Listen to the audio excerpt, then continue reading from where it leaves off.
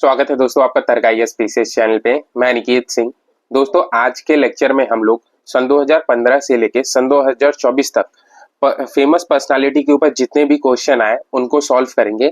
अब तक हमने कुल लगभग 40 से 45 क्वेश्चन सॉल्व किया है प्रीवियस ईयर क्वेश्चंस के। कुल इन 10 सालों में 65 क्वेश्चन पूछे गए हैं मॉडर्न हिस्ट्री से।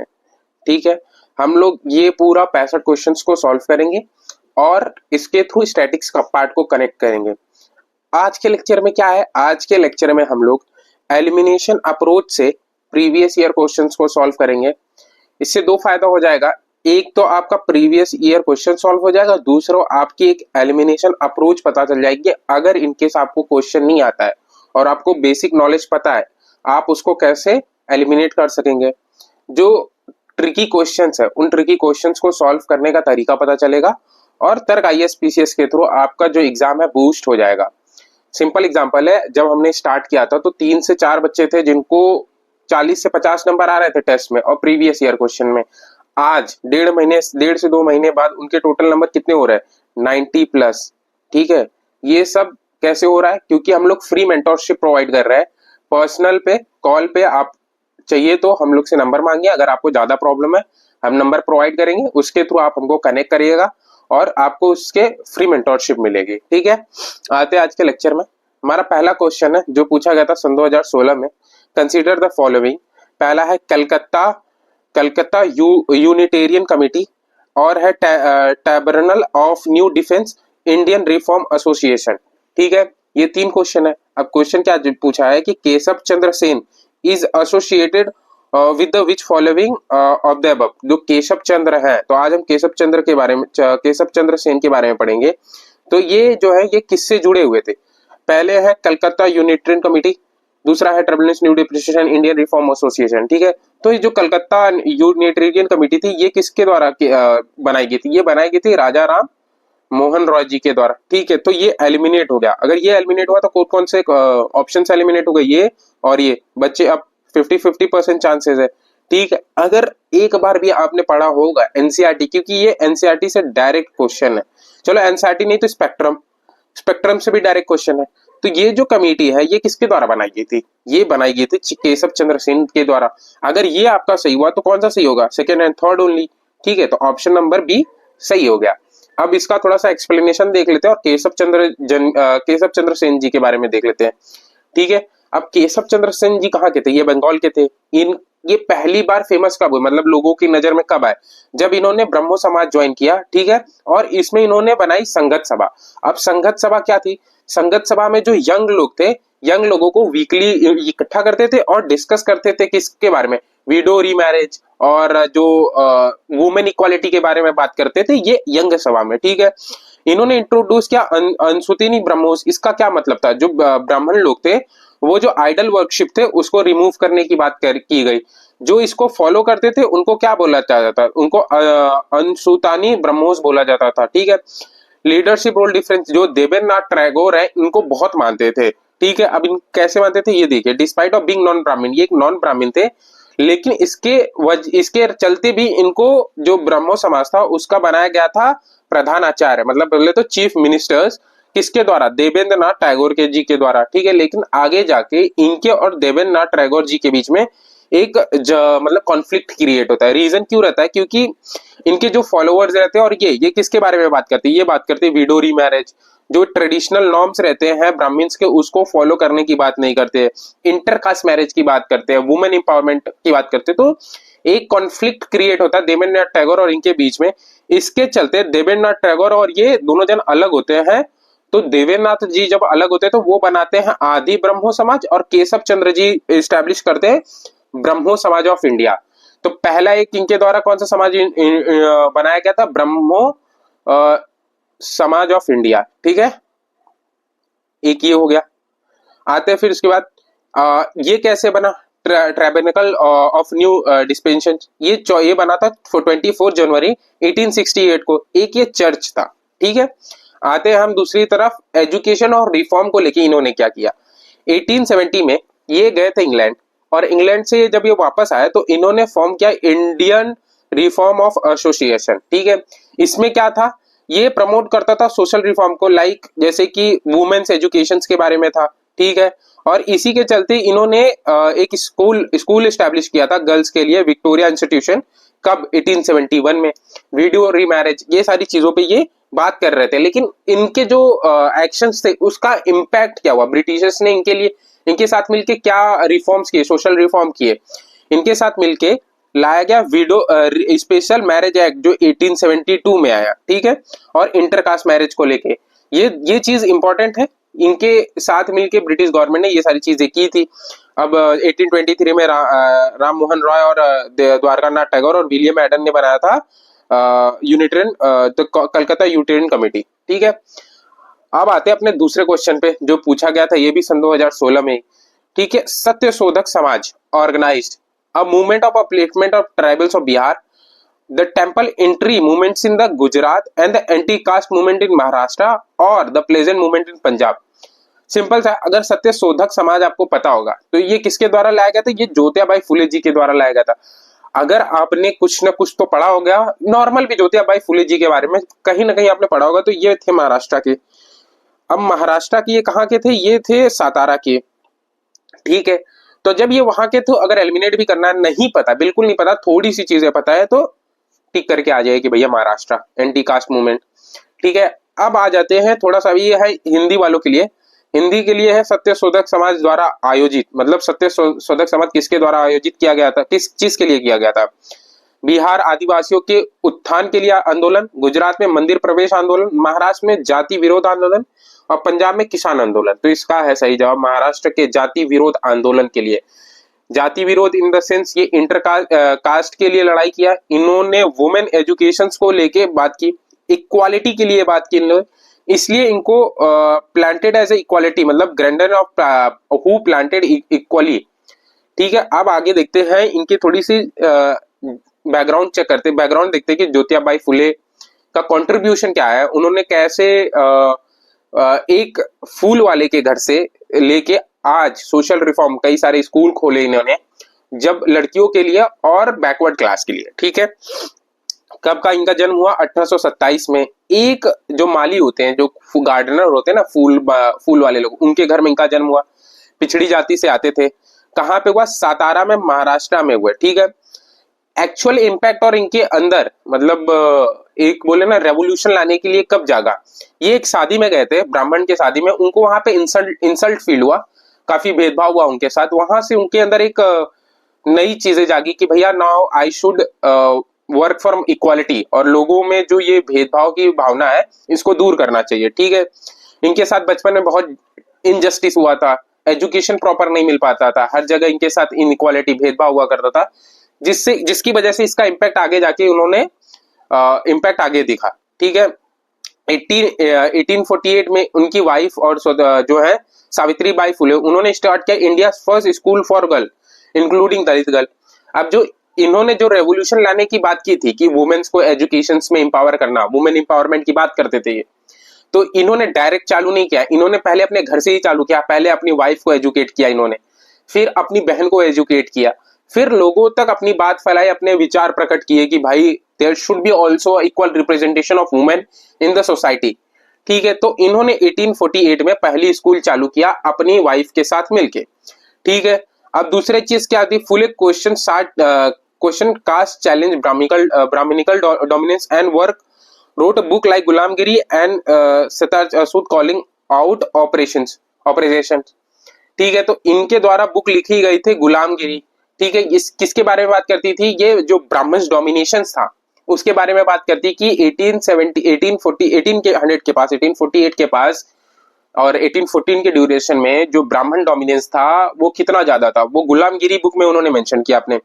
1873 में इन्होंने फॉर्म किया सत्य शोधक समाज, ठीक है।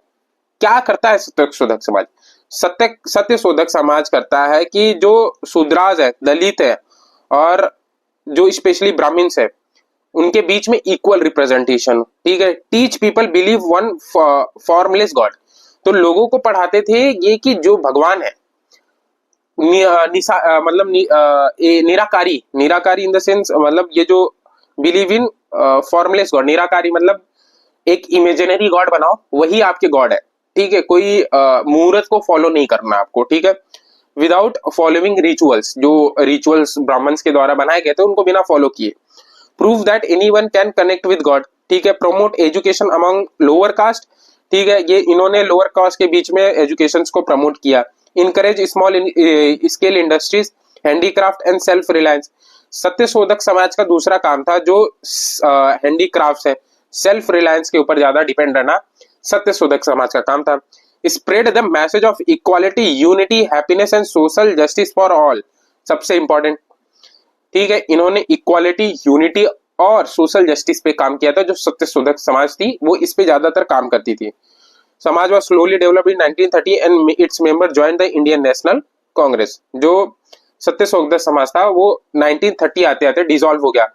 1985 में 1885 में इंडियन नेशनल कांग्रेस बनी थी, आईएनसी, और आईएनसी बनाई गई थी किसके द्वारा? एओ ह्यूम के द्वारा, ठीक है। टिल यहां से लेकर 1907 तक जो ये आईएनसी थी एक मॉडरेट फेज थी, और 1907 जब स्प्लिट ऑफ सूरत होता है टिल 1920 एक्सट्रीमिस्ट फेज होता है।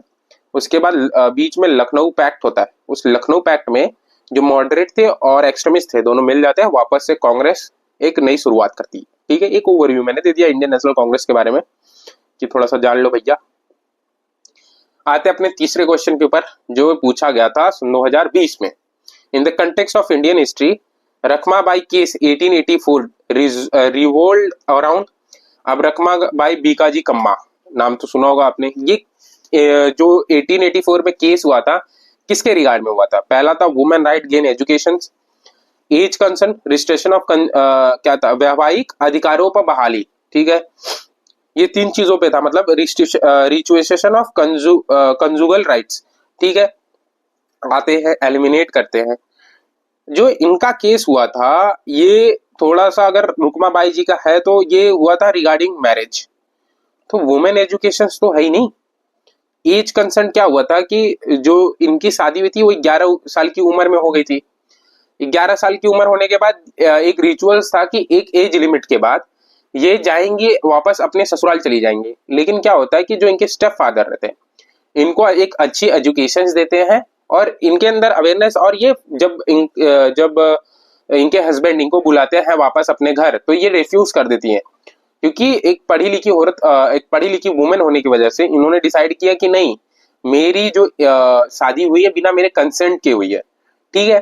तो इसके वजह से डिस्प्यूट क्रिएट हुआ। तो एज कंसेंट भी था।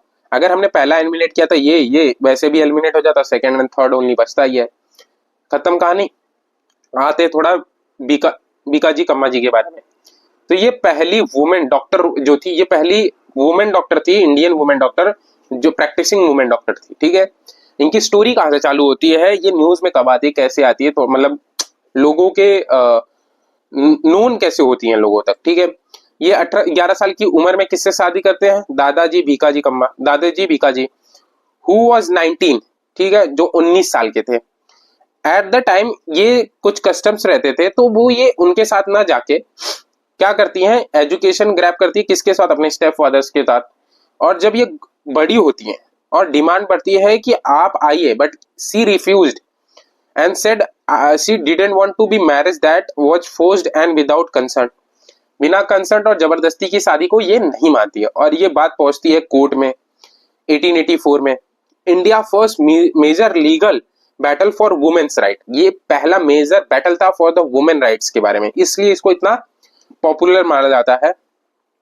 अनवांटेड मैरिज क्यों sparked huge national debate. Child marriage जो है उसके रिगार्ड में एक डिबेट पूरे इंडिया में फैल जाती है कि इस चाइल्ड मैरिज इज वैलिड और नॉट वैलिड, ठीक है। मेनी पीपल, मतलब कई सारे लोग इनके डिफेंस में आते हैं, लाइक बहरम जी एंड पंडित रामाबाई, ये ऐसे लोग इनके डिफेंस में आते हैं। और जो बीकाजी कम्मा है वो केस जीत जाती है और 1884 में केस सेटल्ड किया जाता आउट ऑफ कोर्ट, ठीक है। और दादाजी was paid compensation, Rakhmabai was free. तो आउट ऑफ कोर्ट सेटलमेंट करके रुकमाबाई जी फ्री हो जाती हैं। लेकिन इसके बाद क्या होता है, इनके फ्री होने के बाद क्या होता है, ये लंदन जाती हैं 1889 में और पढ़ती है मेडिसिन लंदन स्कूल में मेडिसिन में, और एजुकेशन ग्रैब करती है और रिटर्न होती है and became the India first practicing women doctor, ठीक है। और आने के बाद इन्होंने health care of women's specially in Bombay section में आके हेल्थ केयर पे काम किया, स्टेट लाइक राजकोट। तो ये सारी चीजें थी इनके बारे में। एक बहुत ही अच्छी लीडर थी। ठीक है, आते अपने चौथे क्वेश्चन पे जो पूछा गया था सन 2020 में। The Vitthal Vidhwansak, the first monthly journal to have untouchable people as the target audience was published by. Vitthal man क्या होता है? विट्ठल मतलब जो ब्राह्मण लोग होते हैं उनके बारे में, विध्वंस मतलब खत्म करना या फिर बोलते हैं ना खत्म हो जाना एक तरीके से। बेसिकली जो ब्राह्मण समाज है उसका डोमिनेंस जो है उसके बारे में बात कर रहा है, इसको खत्म करने की बात कर रहा है। तो गोपाल बाबा वांगलेकर, ज्योतिबाई फुले, मोहन करमचंद गांधी मतलब महात्मा गांधी, बाबा भीमराव रामजी अम्बेडकर। तो ज्योतिबाई फुले का तो सत्यशोधक समाज था और इन्होंने कोई जर्नल थोड़ी लॉन्च किया था। अगर इनकी एक बुक थी, मैंने बताया बुक अभी मैंने आपको बताया। फिर मोहनचरण गांधी जी, इन्होंने दलितों के लिए लॉन्च किया था हरिजन। और भीमराव अंबेडकर जी का ऐसा कोई विट्ठल विध्वंसक करके जर्नल नहीं लॉन्च हुआ था। तो एक बचते हैं गोपाल बाबा वांगलेकर। थोड़ा सा इनके बारे में भी जान लेते हैं और एक ओवरव्यू ले लेते हैं और आज फिर नेक्स्ट क्वेश्चन के ऊपर बढ़ते हैं। गोपाल बाबा वांगलेकर, इनका जन्म हुआ 1840 में और जो डेथ है वो 1900 में हो जाती है। बेसिकली ये किसकी विचारधाराओं पे मतलब किसको ज्यादा फॉलो करते थे? ये बहुत ज्यादा इंस्पायर्ड थे महात्मा फुले मतलब ज्योतिबाई फुले जी से द्वारा। इनका क्या है कंट्रीब्यूशन क्या है? Wangalekar believe that untouchables were the original inhabitants of India. ठीक है, अब इनका एक कॉन्सेप्ट था। क्या कॉन्सेप्ट था? कि इनका मानना था कि जो आर्यंस है वो जो यहाँ के जो अनटचेबल ग्रुप्स है वो ओरिजिनल है। क्योंकि जब आर्यंस ने इन्वेड किया, इनका कहना है कि जब आर्यंस ने इन्वेड किया तो जो यहाँ के लोग रहवासी थे उनको अनटचेबल घोषित कर दिया और वो अपने आप को ऊपर रखने लगे, मतलब इलाइट ग्रुप में रखने लगे। एक तरह से एग्जांपल दे रहा हूँ। ठीक है, तो ये पहला। दूसरा, voice of voiceless, first general untouchables के लिए जो ये बने, क्या बने? ये जो जिनकी आवाज मतलब जैसे पिछड़ी जाती थी, उनकी कोई आवाज नहीं था, उनकी आवाज बन के पहली बार एक उनके लिए जर्नल निकाला, विट्ठल विध्वंसक, डिस्ट्रॉयर ऑफ अ ब्राह्मिकल पॉपुलेशन। ठीक है, this journal was India first journal focus on untouchable community. ये सारी चीजें गोपाल बाबा वांगलेकर के बारे में थी। आते अपने पांचवें क्वेश्चन के ऊपर, एक सेकंड। Yes, fifth question. थोड़ा सा विट्ठल विध्वंसक के बारे में जान लेते हैं। एक मैगजीन है, किसके द्वारा लॉन्च की गई? ये लॉन्च किया गया गोपाल बाबा वांगलेकर। कब स्टार्ट किया? 1888 में स्टार्ट किया। विट्ठल का मैंने बताया, destroyer of Brahmins population. Language क्या है? मराठी में लॉन्च होता था। ऑडियंस स्पेशली टारगेट किसकी थी? दलित और अनटचेबल्स था। पर्पस क्या है? To educate Dalit about their rights and identity, to challenge the caste-based ritual of Brahminical dominance, to promote self-respect and unity among oppressed community। ठीक है, एजुकेशन प्रमोट करना था, ब्राह्मण का जो डोमिनेशन था उसके बारे में अवेयर कराना लोगों को, कास्ट बेस्ड सारी चीजें थी, इनइक्वालिटी थी लोगों के बीच में, उसके बारे में बात करता था। ये प्रमोट सेल्फ रिस्पेक्ट, जो सेल्फ रिस्पेक्ट की बात करता था कि भैया जो पिछड़ी जाती है वो भी सेल्फ रिस्पेक्ट डिजर्व करती हैं। ठीक है, आते अपने लास्ट क्वेश्चन के ऊपर जो पूछा गया है सन 2021 में। Who among the following was associated as secretary of Hindu female school which later came to be known as Bethune female school? ठीक है, ये क्वेश्चन आपको सॉल्व करना है। सॉल्व करके कमेंट बॉक्स में डालना। इसका एक्सप्लेनेशन मैं टेलीग्राम पे डाल दूंगा, मतलब पीडीएफ ही डाल दूंगा, बस आप कमेंट कर दीजिएगा अगर पीडीएफ आपको चाहिए। दूसरी चीज, एंड ऑफ द लेक्चर ये चीजें बता देता हूँ कि अगर आपको स्कोर आपके नहीं बढ़ रहा है तो आप हमको पर्सनली टेलीग्राम पे मैसेज कर सकते हैं। उस पे आपको हम विद इन द हावर आपको रिप्लाई करेंगे और आपकी प्रॉब्लम सॉल्व करेंगे। फॉर एग्जांपल, लास्ट कुछ दिनों से या कुछ महीनों से हमारे यहाँ कुछ बच्चे जुड़े हुए हैं जिनको प्रॉब्लम हो रही थी, उनका स्कोर नहीं बढ़ रहा था, लेकिन अब उनकी स्कोर में इंप्रूवमेंट होगी। फॉर एग्जाम्पल, जब वो आए थे तो उनका 50, 40, 50, 60 हो रहे थे। आज उनके नंबर कितने स्कोर हुए? 90+। ठीक है, और हमारा टारगेट क्या है? हमारा टारगेट है कि बच्चों को हम 120+ करके दें। ठीक है, टेलीग्राम पे जुड़ जाओ और पर्सनल मैसेज करिए। ठीक है, वीडियो अच्छा लगा तो लाइक कीजिए, सब्सक्राइब कीजिए। ठीक है दोस्तों, जय हिंद दोस्तों।